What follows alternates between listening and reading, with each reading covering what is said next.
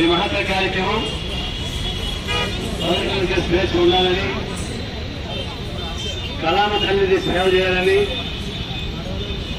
కళ కోసం కాదు ప్రజల కోసం అని చెప్పేసి నిర్ణయం తీసుకున్నారు.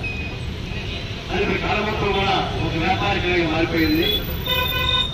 కార్పొరేట్ ప్రజల హస్తాల్లో ఉపయోగపోయింది. ఈ సమాజాన్ని మొత్తం సినిమాగా కనిపిస్తా ఉంది. ఈ కళాఖండాన్ని సిద్ధపడడానికి కోరి ప్రధాన కారణం అయితే రెండవది బిగ్ బాస్. బిగ్ బాస్ అనేది ఒక చారిత్రక హేళనతో కూడినటువంటి అంశాలు. నేరపూరిత సమాజానికి అసలు నడవలేటువంటి సంస్థ. అది దేశానికి చెడపరుడు, యువతకు చెడపరుడు, ఈ సమాజాన్ని మోసం చేస్తా ఉంది.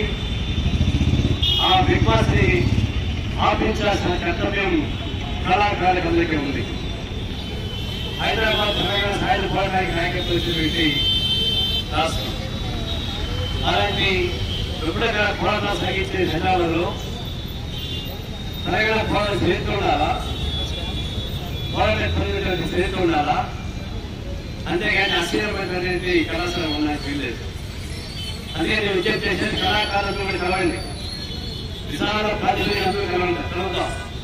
కలిసి మేము రాబోయేటువంటి బిగ్ బాస్ ధ్వంసం చేద్దాం, మన పేరు దాడులు చేద్దాం, అది ఆపించాల్సిన మన కర్తవ్యం అదే మనసుగా ఉండాలి. ఆ బిగ్ బాస్ ఆడడానికి వీలే పద్ధతుల్లో ప్రజానికి సమేకృతాం, కళాకారులు సమేకృతాం, పోరాటం సాగిద్దాం.